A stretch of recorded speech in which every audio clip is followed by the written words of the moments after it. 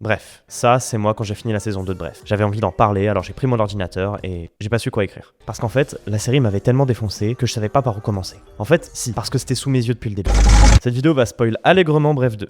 Vous êtes prévenus. Venir ? Non, je veux rien savoir. Non. Il m'a fallu 2 visionnages pour comprendre un truc sur Bref 2. Chaque épisode fonctionne par 2, en se répondant. L'épisode 1 avec le 6, l'épisode 2 avec le 3 et le 4 avec le 5. Bon, alors, pour résumer... L'épisode 1 pose le contexte, les bases de la série. C'est une accroche très forte et c'est pas anodin qu'il ait été posté sur YouTube. Là où l'épisode 6 est une opposition à celui-ci. La série s'amuse énormément avec le cœur de ses spectateurs. L'épisode 2 part dans tous les sens, parle d'amour, de paternité, même de théorie freudienne avec le fait de tuer le père, et il se termine par la mort du père.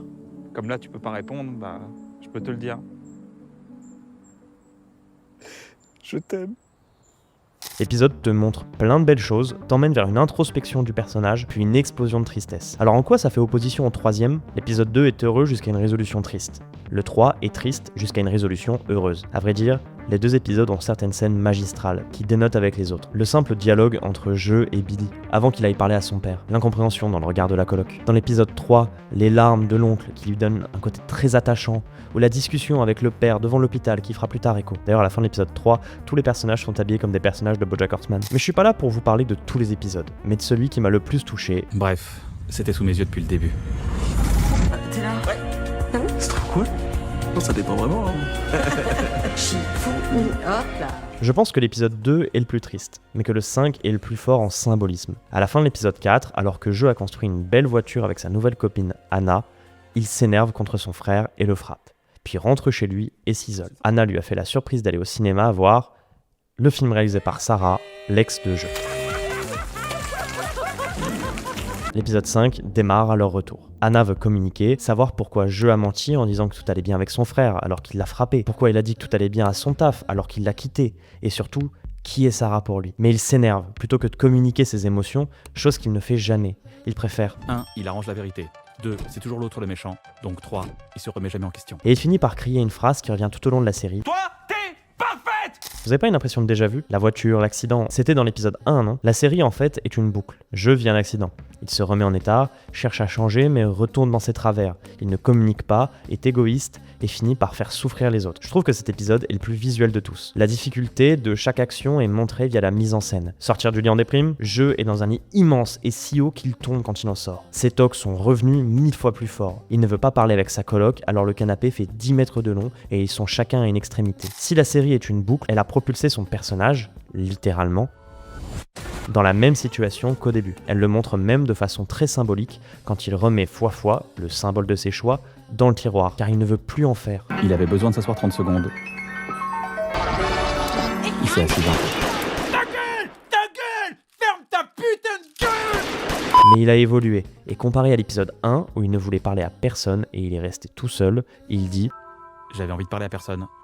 Donc j'ai appelé tout le monde. Les 4 premiers épisodes ont servi à emmener jusqu'à cette scène où, chose qui se fera beaucoup dans l'épisode 5, le personnage de Joe remplace celui qui parle. Il se rend compte d'un défaut de Ben, son meilleur ami, puis prend sa place et se rend compte qu'il a ce même défaut, qu'il est donc le mec du film. Car oui, le film qu'a réalisé Sarah, son ex, est à propos de leur relation, et le mec du film est un connard. Et c'est là où il décide de regarder en face le film qu'a fait son ex, où il est le méchant. Et cette séquence a parmi les meilleures scènes de la série.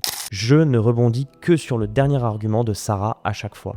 Il la noie d'attaque et métaphoriquement dans la pièce. Il se sent réellement comme la victime sans se remettre en question et écouter les émotions de l'autre. Et enfin, lorsqu'il comprend que Sarah s'est sentie mal, que ce film, elle l'a fait pour elle, pour se sentir mieux, il pleure en comprenant et s'endort. Le matin, ça allait mieux. Le lendemain, le grand lit n'est plus là. La lumière a changé. C'est en opposition avec son lui d'avant. Sa première envie, c'est d'aller chez Ben et boire de l'alcool pour oublier. Mais il ne le fait pas et va voir Marla, sa meilleure amie, qui l'a blessé, et lui dit qu'il est le mec du film. Et elle l'encourage, non pas juste parce qu'il s'en est rendu compte, mais parce qu'il a fait la moitié du chemin. Et maintenant, il doit changer. Et pour ça, il doit sortir du chemin toxique que fait le mec du film, et quelque chose de très important, demander sincèrement pardon. C'est pour ça qu'il demande pardon à Marla, et surtout qu'il présente des excuses à Anna. Et si le premier message qu'il écrit est très centré sur lui-même, le second montre qu'il a compris où elle avait souffert. Il s'est mis à sa place et use d'empathie. J'ai cherché quoi écrire pendant 1 heure, et à la fin, j'ai juste écrit la vérité. Désolé, tu méritais mieux que le mec du film. Elle m'a juste répondu merci. J'ai plus jamais eu de nouvelles. C'était fini. Mais les excuses, c'est le centre de cet épisode, et à vrai dire, la chose la plus importante de la série, car le frère du personnage principal vient pour discuter. Je lui demande pardon pour l'avoir frappé, et son frère répond Je te crois. Mais c'est un peu facile, non? Évidemment, ça trigger les réflexes de jeu qui veut s'énerver, lui dire que si c'est pas suffisant, il a qu'à aller se faire foutre. Mais c'est ce que ferait le mec du film. C'est ce que ferait quelqu'un qui n'a pas d'intelligence émotionnelle. Et c'est la réaction qui ne surprendrait personne, ni le frère, ni Sarah si elle devait réaliser un nouveau film. Alors, il donne raison à son frère, et décide de l'emmener dans sa tête. Il communique ses émotions. Là-bas, les deux frères parlent à cœur ouvert. Du premier dîner après la mort de leur père, où Jeu a frappé son frère, sans comprendre pourquoi il faisait des blagues déplacées pour détourner la tristesse de leur mère. De comment Jeu se sent quand son frère lui fait remarquer que c'est grâce à lui s'il a un travail. Et il parle à cœur ouvert. C'est une réelle discussion entre les deux personnages. On voit enfin les failles de chacun, même du grand frère. Et après la discussion, Jeu accepte un conseil de son frère, sans l'envoyer se faire foutre comme il l'aurait fait depuis le début. J'ai eu peur qu'il me réponde, c'est un peu facile, mais il m'a pris dans ses bras. Alors il suit ce conseil et cherche à trouver un nouveau travail qui le fait kiffer. Dans les commentaires audio, Kian et Navo disent que ça aurait pu être avec des enfants, ce qui introduit la parentalité de Jeu, qui a déjà été teasée. Finalement, il fait ça avec Billy, et se retrouve confronté à Ben, son meilleur ami et ex de Billy. Et il ose lui faire face. D'abord, il veut lui faire user d'empathie, qu'il se rende compte de ce qu'il fait à Billy en la harcelant.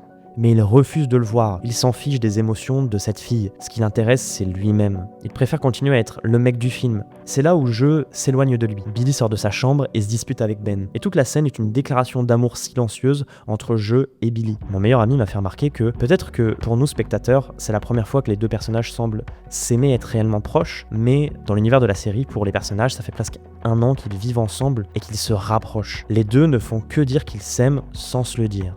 Et la plus belle phrase qui est dite est encore une répétition. Tu crois qu'il est super, lui? Non, il est pas super. Il a 1500 défauts, d'accord? Mais il y en a un qui l'a pas, c'est que lui, il sait se remettre en question.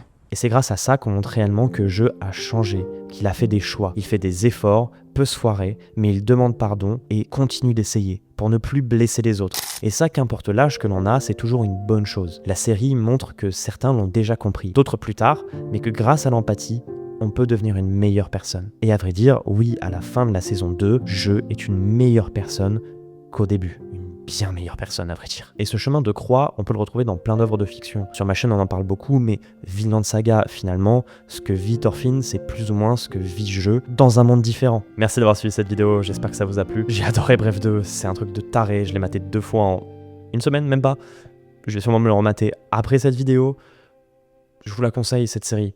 Évidemment que je vous la conseille, c'est incroyable. C'est vraiment une preuve que le cinéma français, c'est trop bien. Vous pouvez aller lire mon roman qui est disponible en description aussi si vous voulez donner de la force à un petit artiste. Vous abonner, laisser un like, un commentaire. La prochaine vidéo va être très grosse, elle va prendre du temps à arriver parce qu'on va résumer l'entièreté de One Piece. J'ai trop hâte, ça va être trop bien. Merci pour tout, je suis trop content, ça fait du bien de continuer les vidéos. En ce moment j'écris mon 3e roman qui s'appelle La mort de l'auteur. Je suis trop content, c'est trop cool. En bref, en ce moment que du bonheur. Voilà. Bisous.